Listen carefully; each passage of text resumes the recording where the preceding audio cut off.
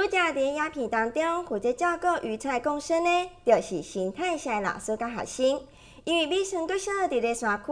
为着鼓励学生多多接近大自然，所以学校特别成立生态社。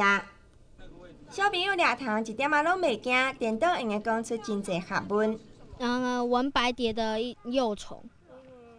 然后它应该是外来种的，因为我们在上自然课的时候，那个老师有说，如果是那个台湾的话，那它原生种的话，它这里的这里背上黄黄的这一条线会比较深，然后如果是外来种的话，它这里会比较浅。伫咧八里山区的美村国小有丰富的自然生态，所以学校特别成立生态社，鼓励小朋友接近大自然，到店来熟悉，并且守护学校环境。拿起来，拔。哦，这个就是我们自己种的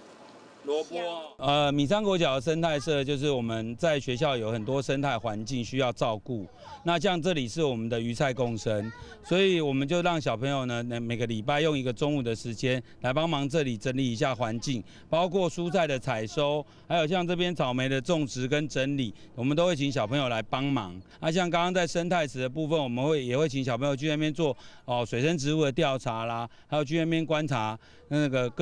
各式各样的有关那边生态的动物的环境。除了负责照顾鱼菜共生，生态社的小朋友更爱观察校园内底各种鱼、鸟仔、蛙类甲昆虫，大家向大自然学习。可以跟很多动植物互动啊，很好玩，就是有那种亲身体验的感觉。可以观察各种植物，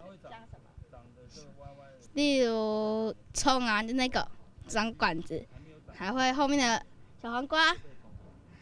一些菜，然后还有昆虫。大家拢接受各种的动物甲植物，嘛无怪生态社的小朋友，每一个拢真古水、真活泼，永远充满好奇。